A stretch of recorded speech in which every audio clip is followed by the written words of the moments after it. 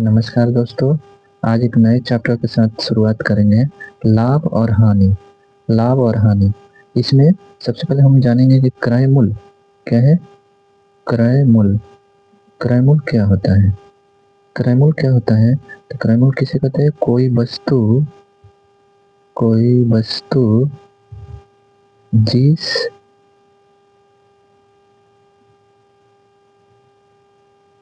जिस मूल्य पर खरीदी गई हो उसे क्रय मूल्य कहते हैं, या फिर इसको क्या बोलते हैं? Cost price. Cost price. Cost price क्या होता है? क्रय मूल्य। इसको शॉर्ट फॉर्म में हम क्या इंडिकेट करते हैं? सीपी। इसको सीपी बोलते हैं। जैसे जैसे क्या होता है? जैसे जैसे एक किलो सेव सेव 500 रुपये में खरीदी गई हो तो सेव का क्रय मूल्य या कॉस्ट प्राइस। क्रय मूल्य, इसको कॉस्ट प्राइस भी बोलते हैं। कॉस्ट प्राइस कितना होगा? 500 रुपये। मतलब 1 किलो सेव खरीदने में कितना पैसा लगता है? 500 रुपया। यानी किसी ने 1 किलो सेव 500 रुपये में खरीदी हो तो सेव का क्रय मूल्य कितना होगा? मतलब जिस जिस भाव में खरीदी गई हो, जितना में खरीदी गई हो, वो क्या हो गया? उस चीज के लिए कॉस्ट प्राइस हो जाएगा। जैसे सेव का कॉस्ट प्राइस कितना हो गया? 500 रुपया हो गया। तो इसको कॉस्ट प्राइस बोलते हैं। कॉस्ट प्राइस मतलब कोई वस्तु जिस मूल्य पर खरीदी गई हो उसे कॉस्ट प्राइस बोलते हैं, उसे कॉस्ट प्राइस कहते हैं। इसी तरह देखेंगे विक्रय मूल्य। क्या देखेंगे? विक्रय विक्रय मूल्य। विक्रय मूल्य कोई वस्तु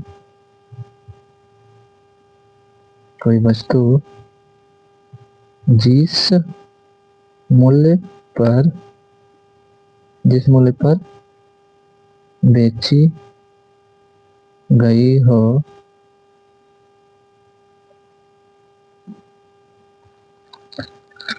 उस वस्तु का विक्रय मूल्य। विक्रय मूल्य, या इसको इंग्लिश में क्या बोलते हैं? Selling price. सेलिंग प्राइस कहते हैं। मतलब क्या हो गया? कोई वस्तु जिस मूल्य पर बेची गई हो उस वस्तु का विक्रय मूल्य सेलिंग प्राइस बोलते हैं। मतलब उस वस्तु का सेलिंग प्राइस क्या होगा? जिस पे बेची गई हो। जैसे जैसे जैसे देखेंगे, जैसे जैसे 1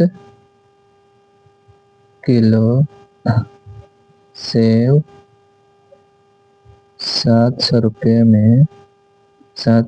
में बेची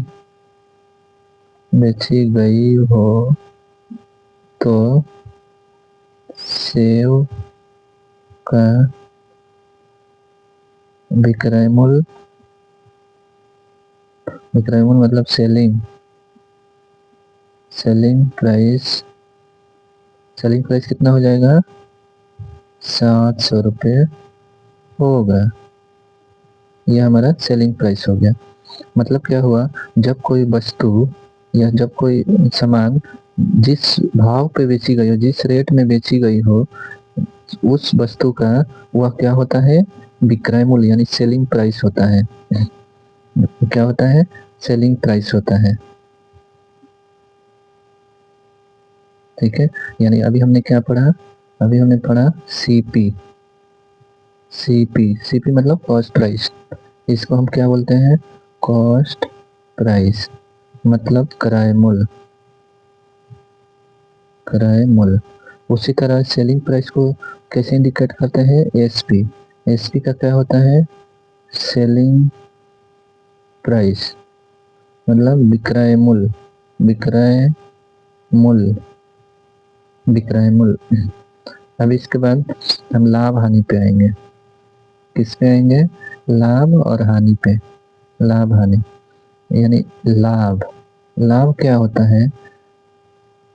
लाभ, लाभ क्या होता है? जैसे सीपी, यहाँ देखते हैं ये सीपी, ये एसपी, मतलब क्या होता है? SP minus CP equal to क्या होता है? लाभ, इक्वल टू प्रॉफिट। क्या होता है? प्रॉफिट, है ना? इसी को लाभ बोलते हैं। लाभ कितना? मतलब सेलिंग प्राइस में से, जब सेलिंग प्राइस मतलब विक्रय मूल्य में से क्रय मूल्य को हम जब घटा देंगे तो हमें क्या प्राप्त होगा? प्रॉफिट प्राप्त होगा। मतलब क्या हुआ? इसको हिंदी में हम लिखेंगे तो क्या होगा? विक्रय मूल्य माइनस क्रय मूल्य, क्रय मूल्य इक्वल टू क्या होता है? लाभ। इसका मतलब क्या होता है? लाभ। यहाँ जैसे एग्जाम्पल एक लेंगे, एग्जाम्पल एक लेंगे, क्या है? जैसे कोई वस्तु का सीपी कितना है? सीपी है, सीपी कितना है? 800 और एसपी कितना है? एसपी कितना है? एसपी है 1000, मतलब 1000 रुपीज। ये कितना रुपीज है मान लीजिए। तो यहाँ पे लाभ कितना होगा? लाभ यानी प्रॉफिट, यानी प्रॉफिट, प्रॉफिट क्या होगा? तो यहाँ पे क्या होगा? प्रॉफिट इक्वल टू क्या होता है? प्रॉफिट इक्वल टू होता है S P minus C P.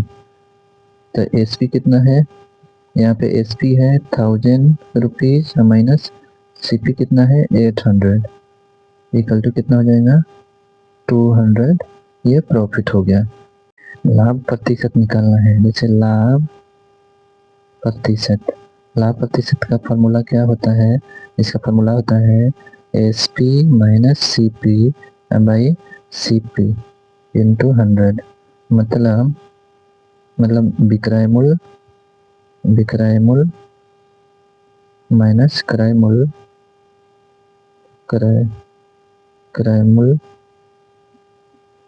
बटा क्रय मूल्य गुणे 100%, 100%। यानी यहाँ पे एस पी हमने, एस पी जैसे मान लीजिए एस पी हमने कितना माना था? 1000 और माइनस सी पी हमने माना था 800 बटा 800 गुना 100%। माना सी पी कितना है? माना सी पी 400 है और एस पी कितना है? एस पी 600 है। ठीक है, तो अभी ना प्रॉफिट, प्रॉफिट परसेंटेज कितना होगा? तो इसके लिए एक फॉर्मूला आता है, यानी प्रॉफिट परसेंटेज इक्वल टू क्या होता है?